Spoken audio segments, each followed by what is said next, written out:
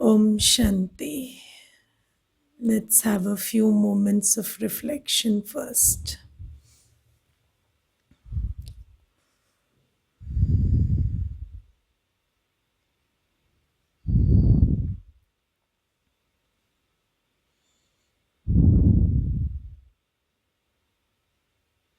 Keep the body calm and still.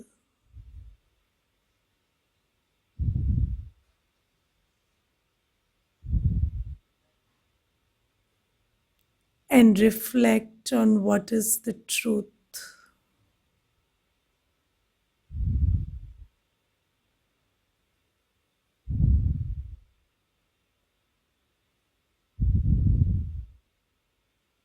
Become aware that this body is a vehicle and you, the soul, are the driver of this vehicle.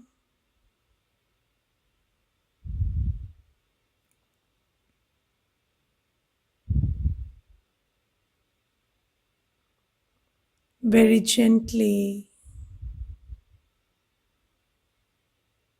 come to observe that I am the point of light, the being, the driver, the owner of this vehicle called the body.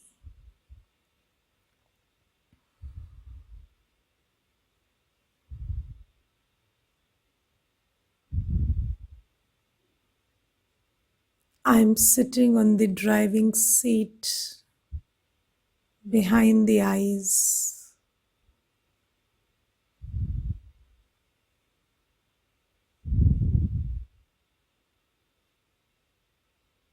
There I sit and operate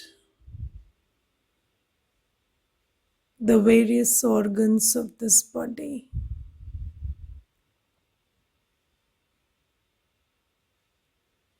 I see through the eyes. I hear through the ears. I speak through the mouth. I perform actions through this body. And how I see, how I hear, how I speak or act depends on how I am.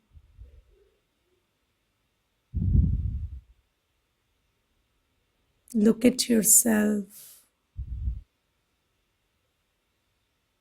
You are a soul with your sanskars.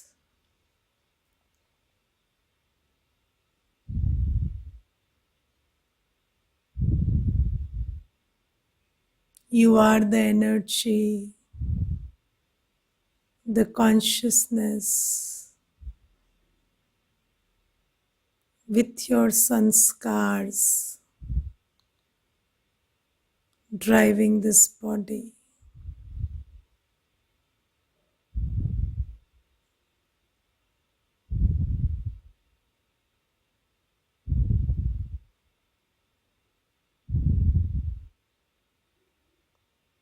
Just sit in this awareness for a few seconds.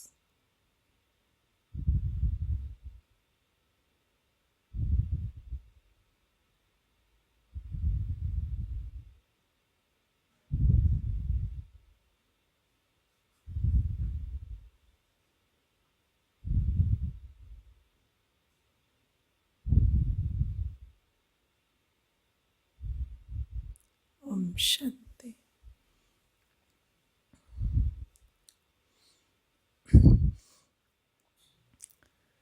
I will start today's session with a joke. And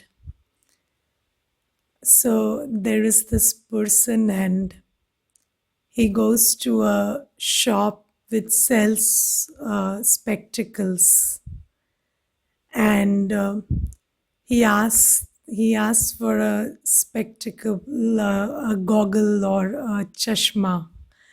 Okay, and he says, I want a pair of spectacles which will enable me to read.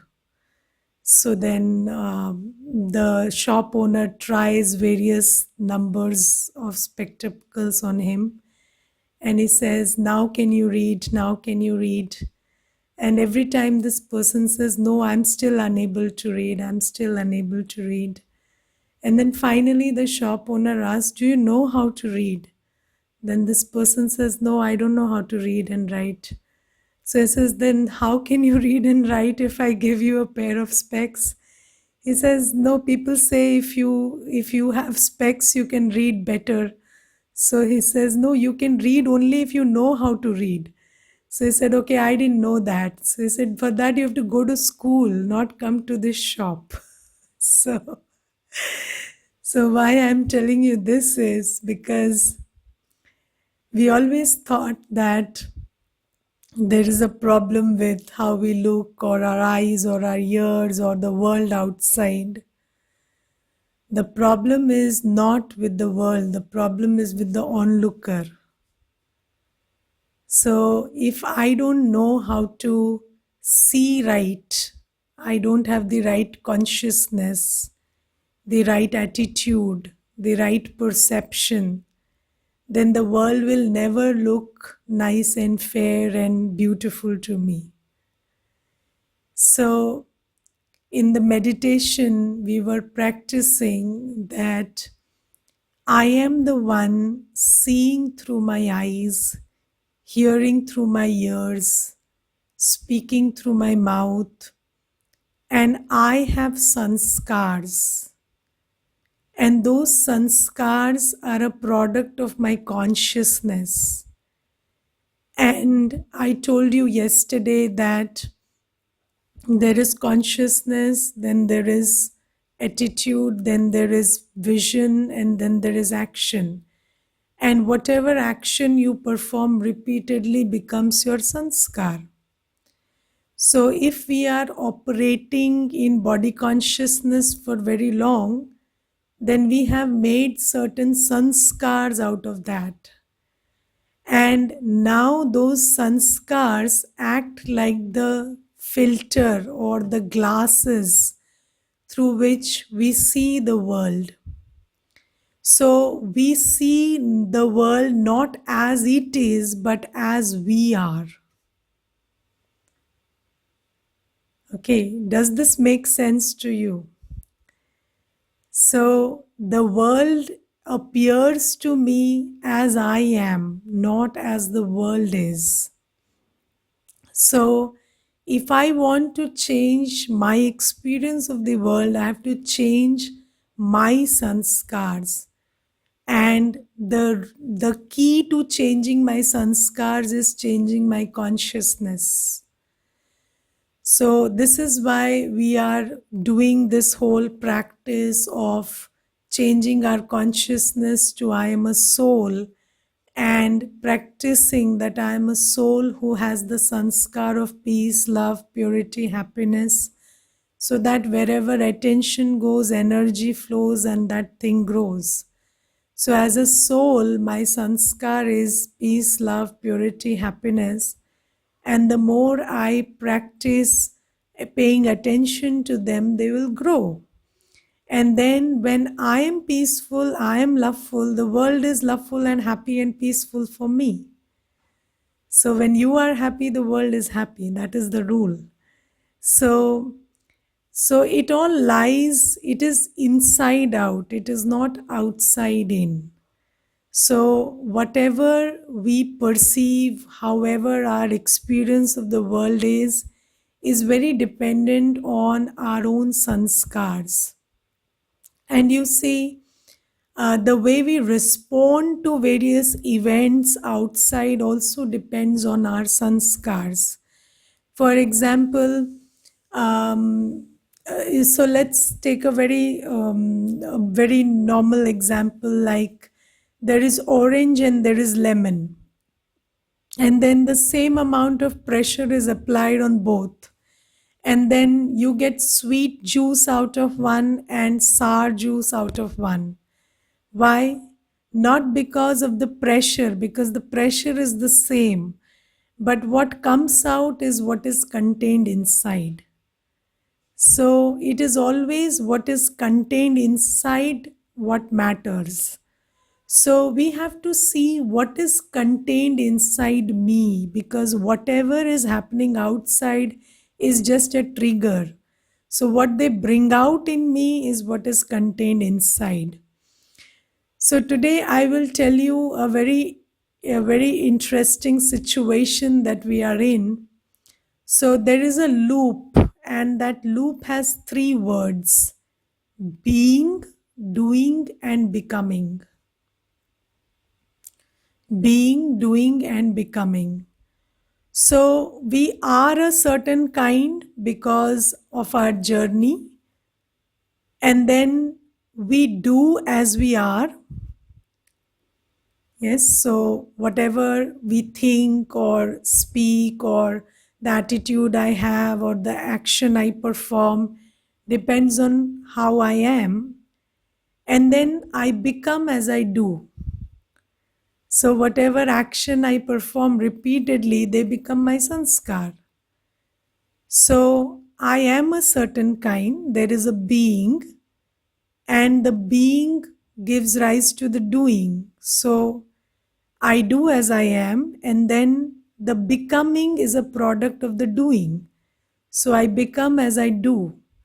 So basically, then again I do as I am. So this is a whole loop. So I am, I do as I am, and I become as I do, and then again I do as I am. So we keep reinforcing our old sanskars all the time. Okay, so if I have ego, then I will have an ego reaction. And when I have an ego reaction, my sanskar of ego will get more and more strong. Okay, so if I am egoistic, I will continue to be more egoistic day by day. If I have anger, if I am an angry person, then I will act out of anger. I will have angry reactions to situations. And then what will my sanskar become day by day? More and more angry. And then the capacity or the probability to react in an angry fashion will increase with every passing day. So this is what is happening. The being, the doing, and the becoming, they are forming a loop. So, and that loop is so self perpetuating that we are becoming worse and worse versions of ourselves every day without any effort, because this law is working. Now, you see, I told you that consciousness leads to attitude, vision, and then action, and then sanskars. And then those sanskars determine our consciousness again. And then again they lead to action, and then again they reinforce the sanskars that are already there. So this is the loop that we are in. Now let us understand this with an example, and also understand how these sanskars came into being, because I told you that our original sanskar, or the original design of the soul, is knowledge, purity, peace, love, happiness, bliss, and power. So now, how I do, and how do I have anger or lust or attachment or greed or other stuff in me? So, how did they come into being? Let's understand this today, and then also understand how we can rise above it. Now you see, remember a day, a time, or conceptualize a time when you were only knowledgeful, loveful, peaceful, blissful, happy, pure, and powerful. You did not know what sorrow or anger or greed or attachment or ego is. Can you conceptualize such a time? So, if you don't have any of these traits in you, then how will your responses be? Just just imagine you don't know what ego is, you don't know what anger is, you don't know what being greedy is, you don't know how to hoard, you don't know how to be selfish, you don't know how to criticize, or you don't know how to reject someone or neglect something. So if you don't know these things, you are in the same situations, like there is it is raining one day and sunny one day, and it is cold one day, and then you are in an atmosphere where somebody is speaking nicely, somebody is staying a bit aloof and everything.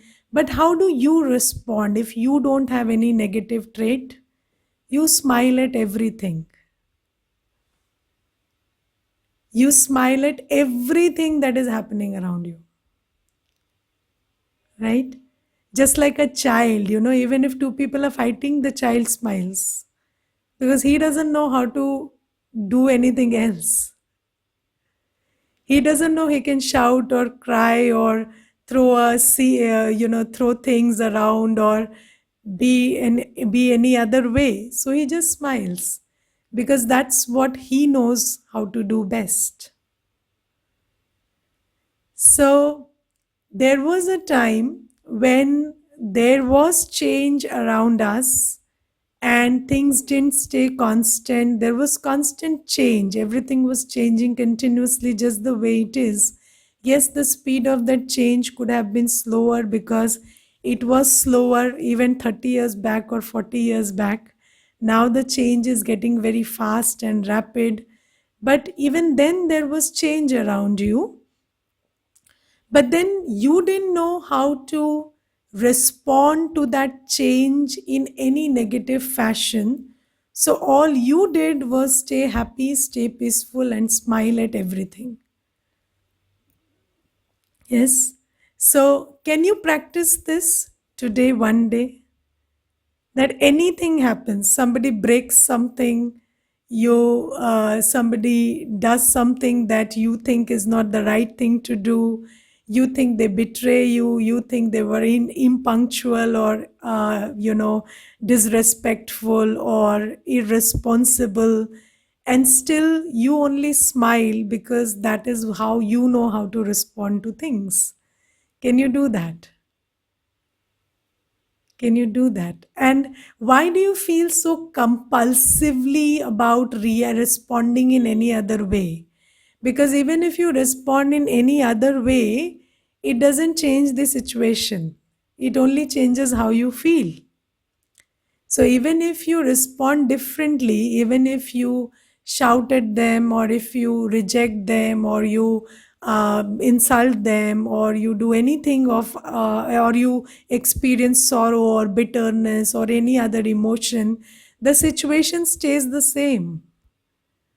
So why do you think smiling is not a better idea? So you could smile at everything and still everything would change the way it does. And now you are responding in million different ways and still it is getting worse and worse. So why don't we create this habit of just smiling at everything?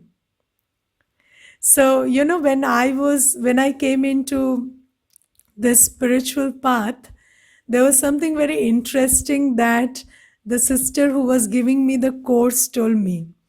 She said, instead of saying how gross or how rude or how dare they or how could this, just use one word, how wonderful. She said, whenever anything happens, just say this one thing, how wonderful this is. So I said, if somebody abuses you, you say, how wonderful. I can't abuse them like this. They can abuse me like that. How wonderful, how amazing. So she said, you do this all day and your life will become amazing and wonderful. And it was really interesting, and I found it very funny in the beginning, but it works. And if you just change your responses to this one standard response, how amazing, how wonderful, then you actually start feeling amazing and wonderful about everything. Because it is really interesting and amazing to notice that people can behave so differently than you in different situations. Yes, so and when you say this, you keep saying it is amazing and wonderful, then your life starts feeling as if it is amazing and wonderful.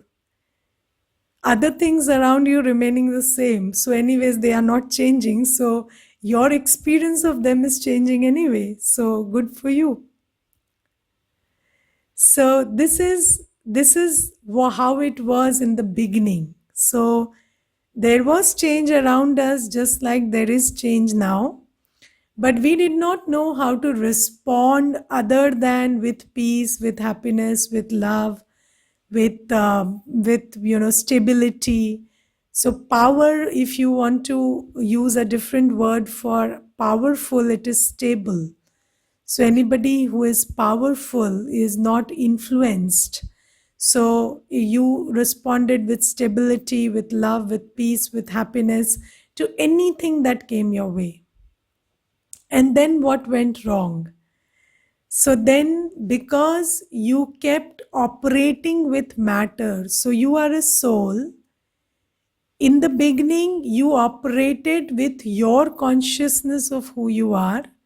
You are peaceful, you are happy, you are blissful. So you operated from a peaceful, happy, and blissful place. And then slowly, gradually, because you were taking bodies, shedding bodies, performing roles, taking up responsibilities, you started getting confused between who you are and what you do, who you are and what you have, between who you are and the role you perform and the body you take, because you kept doing it for very long. Do you know that there is a problem that actors face in their journey? And the problem is that if they repeatedly keep performing a role, they lose the distinction between their true personality and the personality of their role. And this is a psychological problem which they really go through. So, for example, there is an actor and he's performing the role of Akbar for very long, maybe for 6 months. And then he goes home and he starts talking like Akbar. So, this is a genuine problem that takes place because if you keep performing a role over and over again, then you gradually lose sight of who you are and who the role is or what the role is. This is what happened to the soul also. And when we keep performing a role, that the quality of that role starts taking over on my true personality with time. So this is how body consciousness came in. Now let me give you an example from real life. So I had a friend in college, and he was a very nice and gentle and kind and soft spoken person.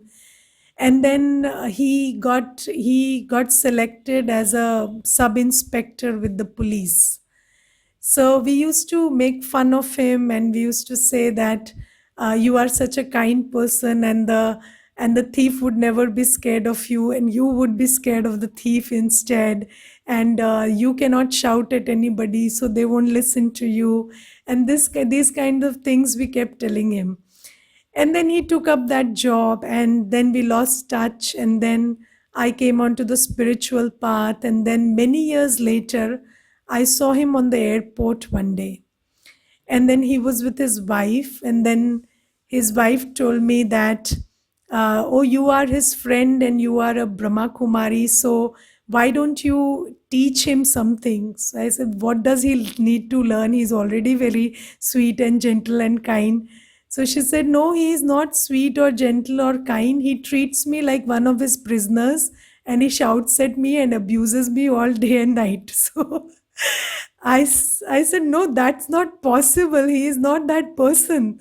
So I asked him, and he said, no, she is right. And I am shocked to see you, and I really there are flashes of my who I was coming back to me, and I also don't remember how I have changed so much in these many years.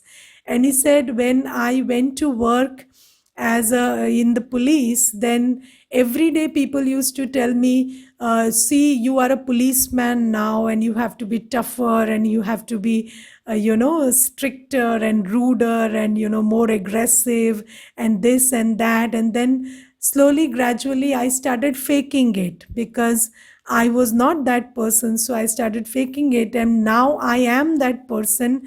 And today I realize I have come a long way with respect to my personality. So, and now I don't know how to be that person who I was originally. So, this is how, so when we take up roles and responsibilities and we start in a quest to perform them better, we start, manifesting traits that they want, that role demands, or that job demands, or anything of that kind demands, or the societal norms. We try to fit into the societal norms, and gradually they become part of our personality. They become part of our sanskar. And then birth after birth after birth, the roles are changing, the contexts are changing, and we are acquiring different traits and different personalities and different sanskars as we take birth after birth. And now we have a whole accumulation of myriads of sanskars which we have carried over many, many, many births, because the soul carries sanskars, and from birth to birth, whatever sanskars you create in one birth don't don't get over when you take a new body, so they get carried forward. So there is a cumulative tendency with sanskars, and we have been accumulating so many sanskars over many births. And by doing this, we have become who we have become. And then this is one process. And the second thing is, we are always around body conscious people. So we are in a culture of body consciousness. So, first thing is, we look at ourselves as bodies and as roles, and then other people also look at us as that. And then our consciousness is also affected by how other people look at us. Yes, so if you look at science, then science also speaks of, so you must look up the double slit experiment in science, which is very famous, and you can find it on YouTube and other places. And it is called the double slit experiment. And in that double slit experiment, it is said that the reality is influenced by the consciousness of the person who sees it. So there is an experiment in science in which it is proven that the atomic movement of particles, they change with the change of the onlooker. So it depends. So how the particles behave depend on who is looking at them. So when the observer changes, the particles behave differently. So this is the experiment in quantum physics, which is called the double slit experiment, and you can look it up. And it shows that even physical energy behaves differently when seen by a different observer. So, similarly, when other people around us are body conscious, then we become more and more body conscious in their presence. So, we will also have a look at how this works. So, so I will share an incident with you. And we were holding a program in the center. And in that program, there were two brothers accompanied by their mother. and one of the brother was 5 years of age and another was 3 years of age. Both kids were there. And then the 5-year one was sitting upright and very attentive and very sincerely listening to the lecture. And the 3-year-old one was just, being very restless and moving from here to there, or he couldn't sit in one place. So he found one reason to get up every time. So I was looking at the 3-year-old, and this 5-year-old caught me looking at him. And he told me, please excuse him, he is very young. So then I saw the 5-year-old one and I said, and you? So he said, no, I am the elder one. मैं बड़ा हूँ ना, तो मैं तो बड़ा हूँ, he said. So then I started thinking, see, he is only 5-year-old. But then the message he has been getting every day is you are the elder one. So you are old, you are bigger. So you have to be responsible, you have to be sensible, you can't be unstable or restless. So he has been getting this message, and because he has been getting this message based on the comparative age of his body, he has acquired that sanskar of being responsible. And the younger one is only 2 years younger, but the message he has been getting continuously is you are younger and you are allowed to be, mischievous, and you are allowed to be irresponsible. So that one is being irresponsible because that is the messages he is getting. Okay, so we are surrounded by body conscious people all the time. And those body conscious people around us, right from the time we come out of the womb, we carry sanskars of body consciousness. And second is, when as soon as we come to this world, there are people surrounding us who are constantly looking at us as bodies, as a gender, as an age, as some ability or disability, physical or mental, of that kind. And then they keep giving us messages of this kind, which we internalize, and they create our sanskars. So let me give you another example. So I know somebody, and she has twins. One is a girl and another is a boy. And then that lady's mother-in-law is very discriminative about the gender. So she loves the boy a lot, her grandson, and the granddaughter she doesn't love. So every time she looks at both of them, they are of same age, they are twins, but she would always tell the girl child, you have come free with the boy. So you are in the package. So he came, so you came with him. So you don't have your own individual identity, you are plus one.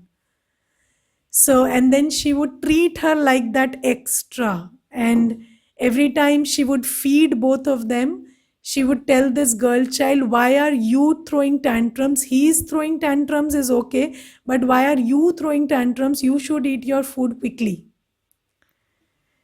And then, now that these two children are growing, you can see a lot of difference in their personality. So the girl child is very snobbish, and she has anger, and she looks frustrated, and most often she's also a little scared, and she doesn't express herself, but there is latent anger in her, and you can see it.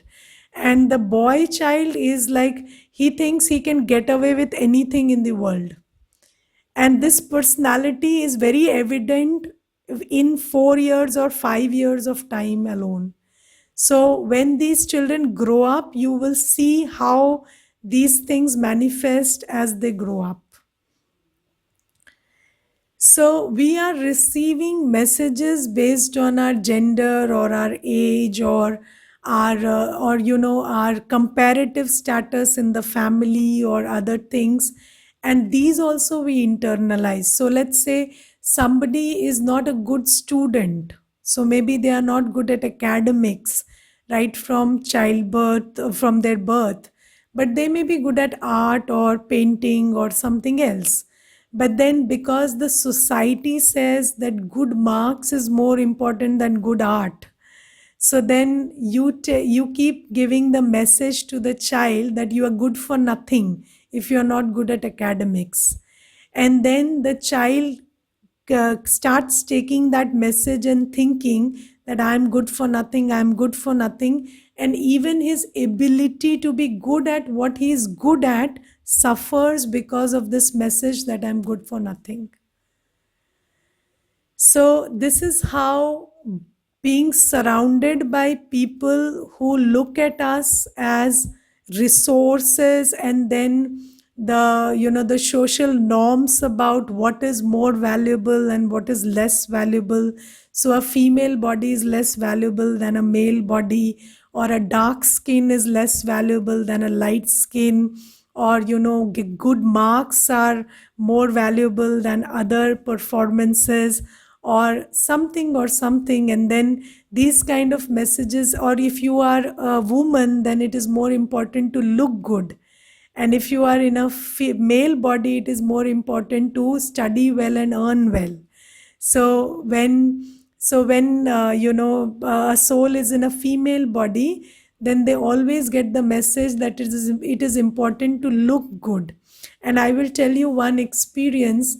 I was once traveling by the metro, and there was this girl sitting across me, and she had these braces on her teeth, and her mother was sitting behind beside her, and her mother kept telling her, why don't you put on your braces regularly, and look at how you are looking, and nobody would marry you, and do you even know that you have no worth if you don't look good, and just look at your face, you look like a monkey, and this and that. And she kept saying these things to her, and this girl was sitting there with a grim face, and 45 minutes of the journey I saw this going on. And even if her teeth get repaired, her self esteem will never get repaired, because that has been damaged for life.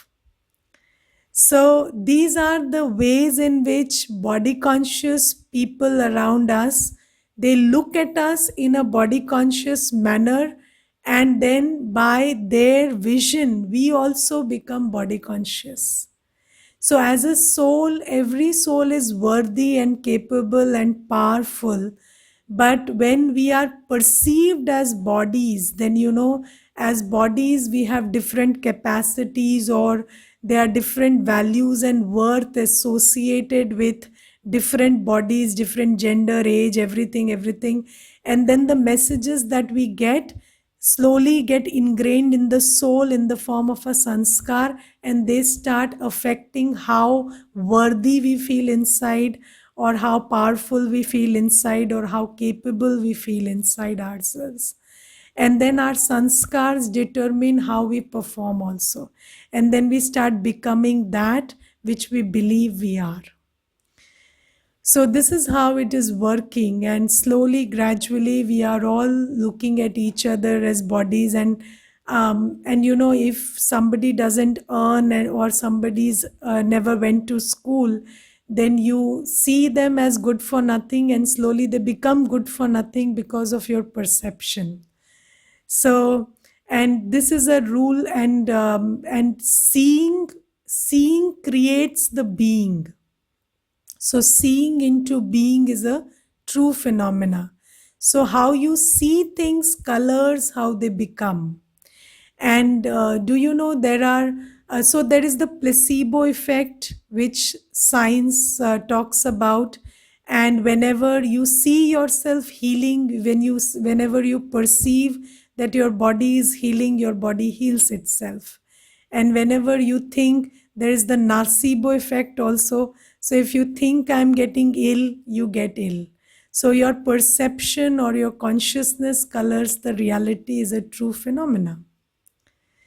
So this is how it is all going on. Now, since we have been around body conscious people and we have become body conscious for so many births now. We have many sanskars that have emerged out of this. And the main sanskar that we have, which has emerged out of this body conscious behavior, is ego. Now, what is ego? Ego is uh, ego is ascertaining your value based on external things. So, whenever you ascertain your value based on external things, not on your internal assets, then that is ego. So, when you think I'm worthy because my body is beautiful, or I have 5 degrees, or I do a good job, or I have a great voice, or I have great teaching faculty, or this or that, that is ego. So this is the greatest phenomena that has taken place because of this body conscious approach to living. And now we have, so do you think that you are worthy because you have a great body or great finances, or you are young in age, or you have great contacts, or this and that?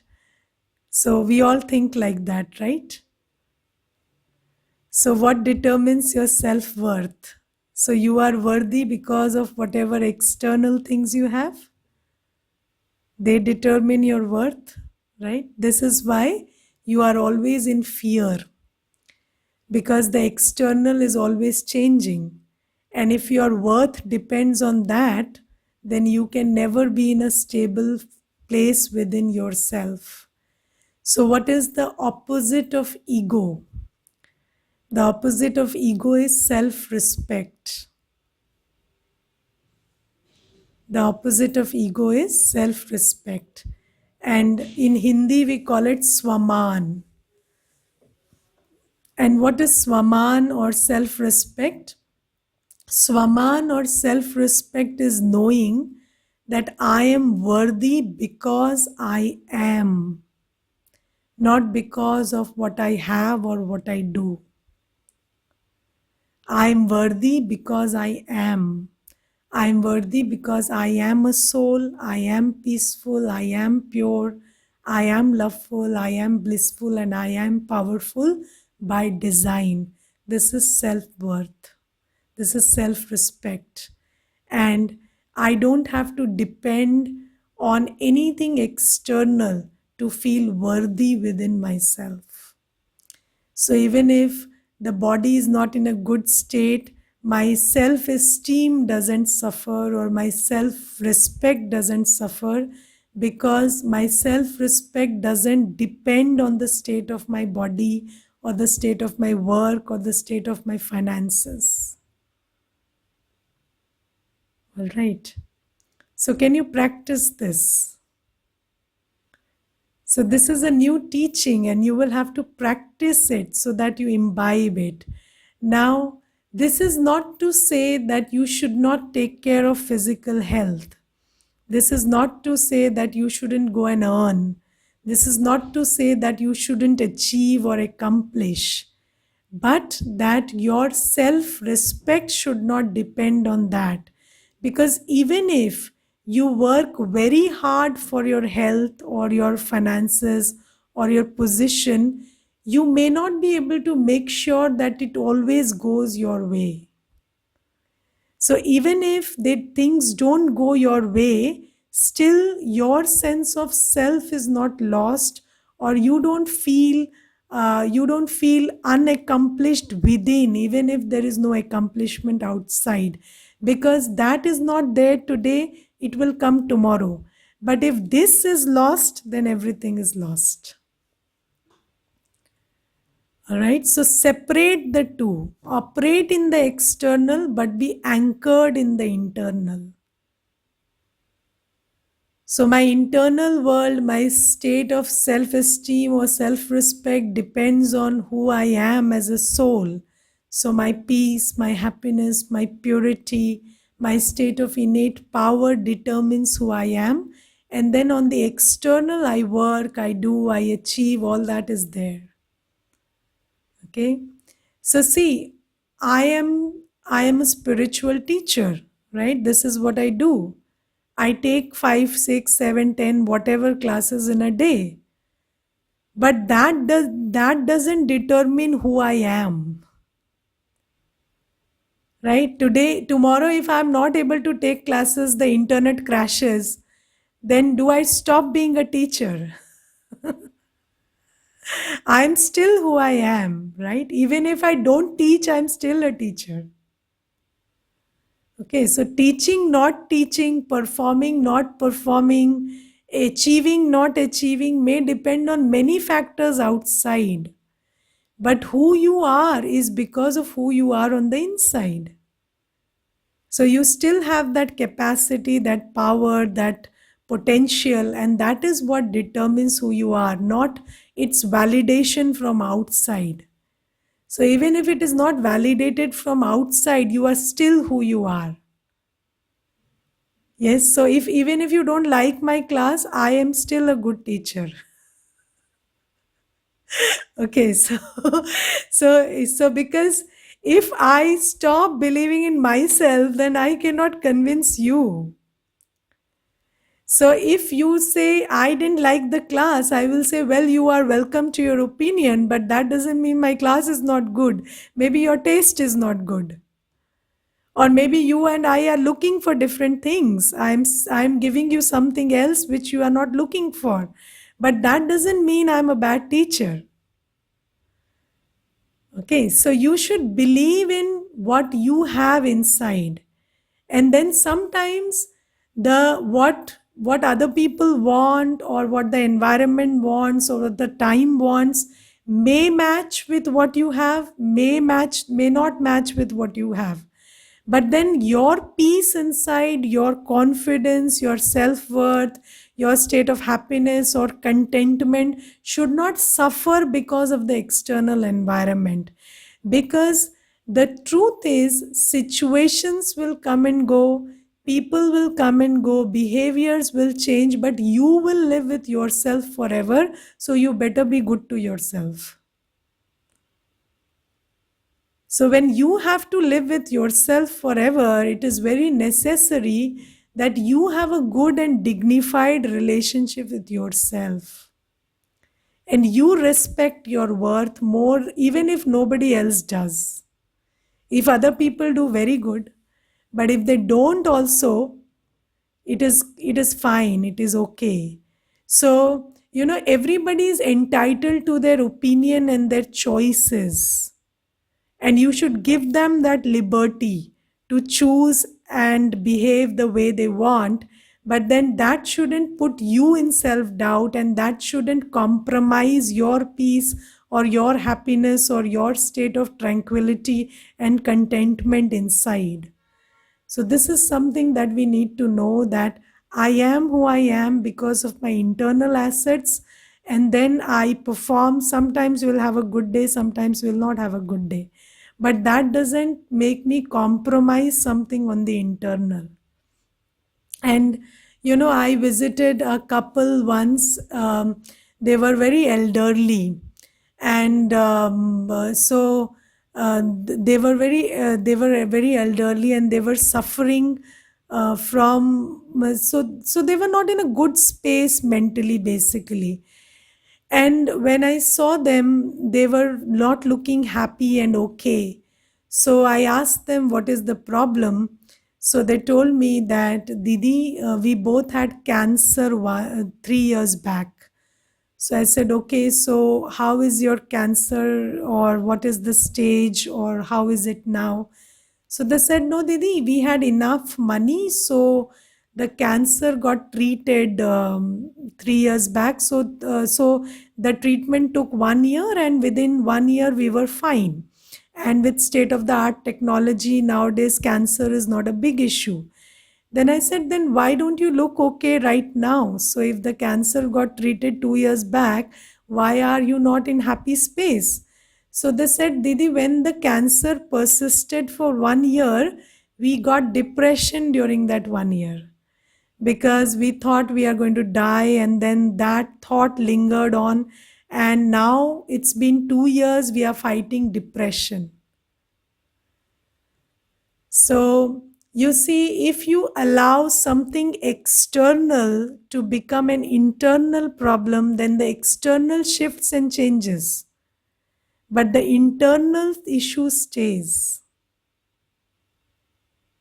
Okay, so this is something that we should always note, and never allow anything on the external, because the external will always shift and change. Don't allow that change to make you less confident about yourself, or less sure, or less peaceful, or less happy on the inside. All right, Om Shanti. Let me see what you have written. Is our self esteem a product of positive self talk? No, it is not a product of only positive self talk. It is a product of true consciousness that this is who I am. It's not that I'm not this, I'm trying to talk myself into it. This is who I am. This is a matter of realization. Okay. Why don't we get enough motivation to change ourselves and to do that effort? There is some kind of mental resistance and laziness. How to overcome that? The first step to overcome it is wake up in the morning and sit for this class. So if you make this little effort, the other effort I will make you do. But this one effort you will have to put in, right? Okay, Om Shanti. Let's meditate for some time. And yes, there's an announcement. So tomorrow we will not have our regular 7:30 class. We will meet on Monday, but I will send you a video which is some 45 minutes of duration. You take out time and watch that. That video is all about stuff that I've been talking to you about, with pictures and visualization. So that will help you create a picture, a mental image, and it will help you in your meditation practice. So go through that, and that will be very helpful for you. Okay. And we will meet on Monday, 7:30, same time. Om Shanti. Let's meditate for some time.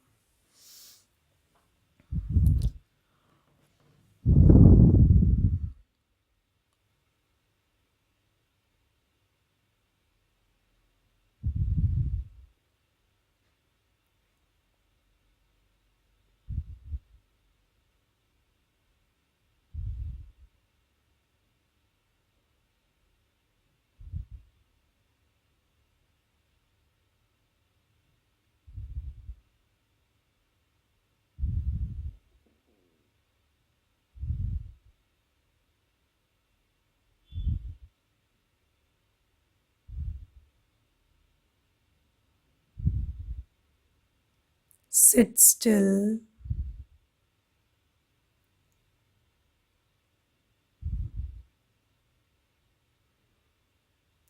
and gently come to the awareness of your true self.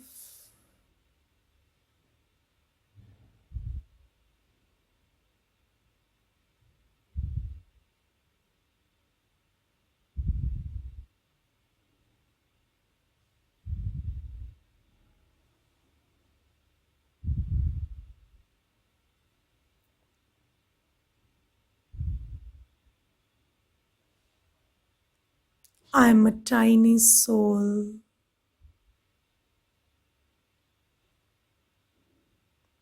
sitting behind the eyes. A very, very small point.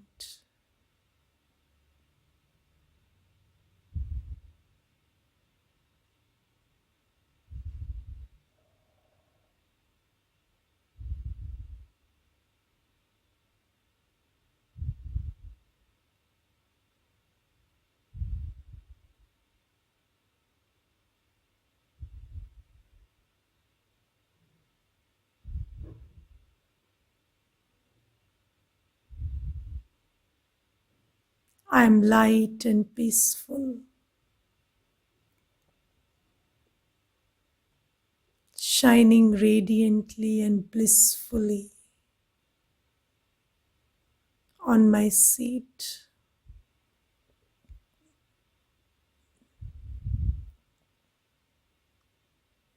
I am carefree,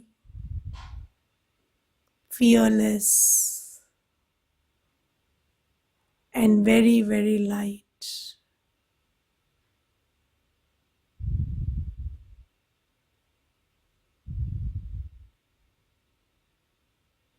Just see yourself. You are a weightless point of light, very carefree, fearless, light, and peaceful.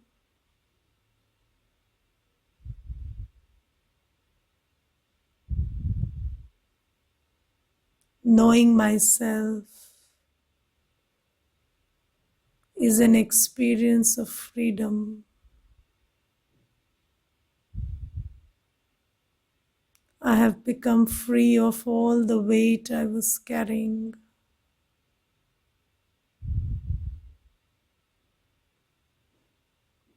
I feel so unburdened,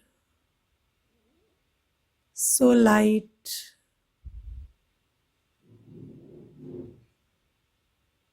I can fly into this state of peace whenever I want.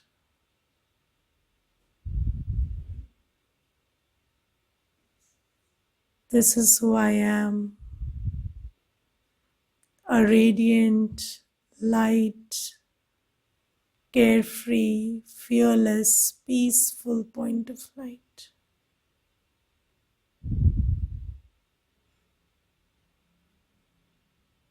Sit in this awareness for some time.